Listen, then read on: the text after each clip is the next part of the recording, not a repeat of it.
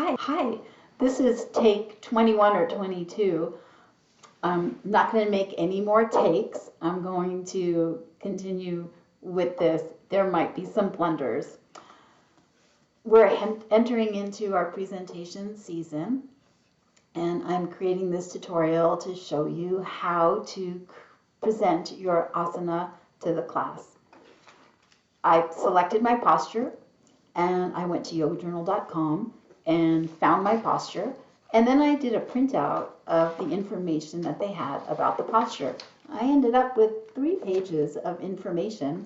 Then I went through the pages and I highlighted the information that I am going to be teaching the class today.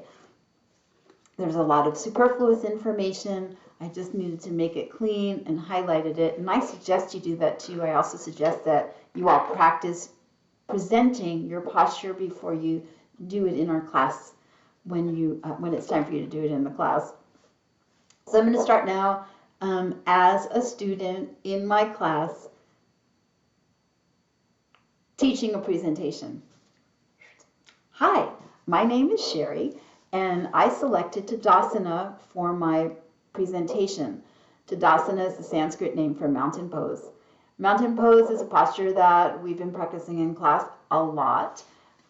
It's a seemingly easy posture, but the reason why I selected it was it teaches so much. It teaches us how to structure our body, how to stand tall.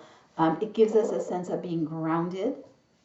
And I've discovered that that it has taught me a lot over the 20 years that I've been practicing it. When I first was introduced to Tadasana, I didn't really catch all the important alignments of the pose. And one that you hear me say frequently in our classes to parallel your feet. And I would say for about a year, I would have my yoga instructors come and help me parallel my feet. I would hear the instructions, but I didn't really have the awareness in my feet to know what the instructor was talking about. So I discovered sort of proprioceptive neurology from this posture. So let me get started, or let us get started. This is what the posture looks like.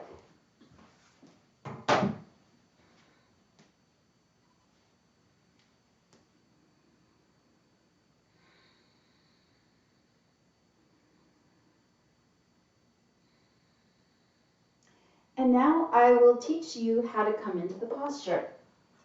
I'm going to read right off of my script, right off of the information that I highlighted from Yoga Journal. So I'd like you all to come up into standing.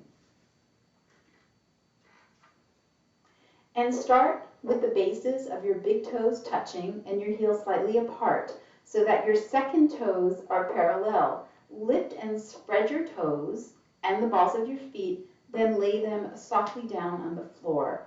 Rock back and forth and side to side. Gradually reduce the swaying to a standstill with your weight balanced evenly on your feet. Firm your thigh muscles and lift the kneecaps without hardening your lower belly.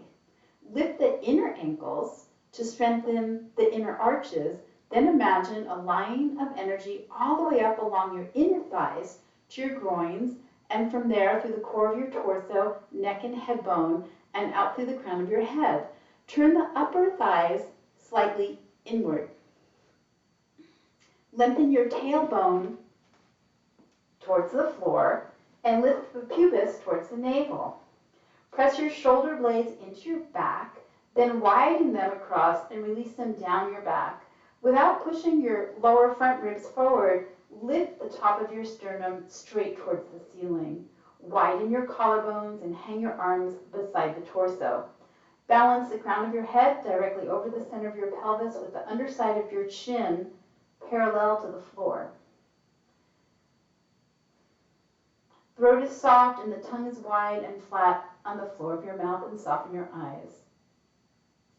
Tadasana is usually the starting pose for all standing poses, but it's useful to practice Tadasana as a pose itself. It is recommended to stay in the pose for 30 seconds to 1 minute, breathing easily. A modification for this posture is to have your feet slightly wider than having the big toes together. Having the feet slightly wider will assist you in balancing. So that is my modification for the pose.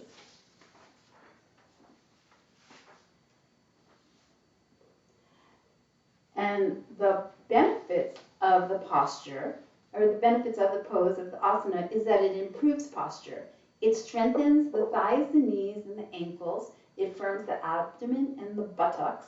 It relieves sciatica, and it reduces flat feet. People who shouldn't do the posture, as it says here in the Yoga Journal write-out, are people with low blood pressure, people with insomnia, and people having headaches. I'm thinking that this can be a very dynamic posture. It really brings you into the present moment.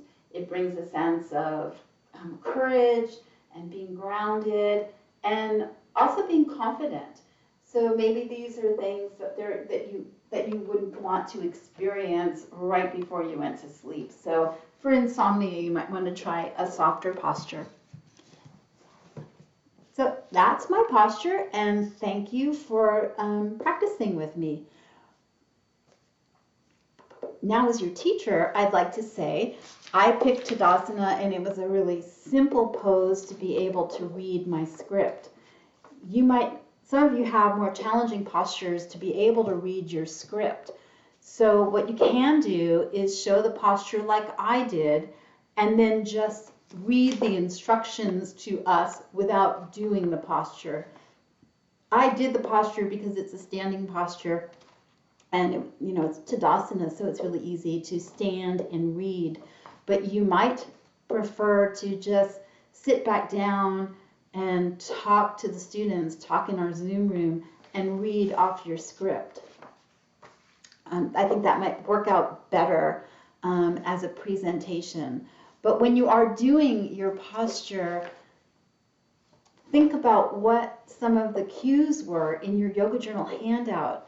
Maybe, so if I were to do the posture without the script, I would have remembered that Yoga Journal told me to rock back and forth and side to side and lift up my toes and press into the ball of the feet.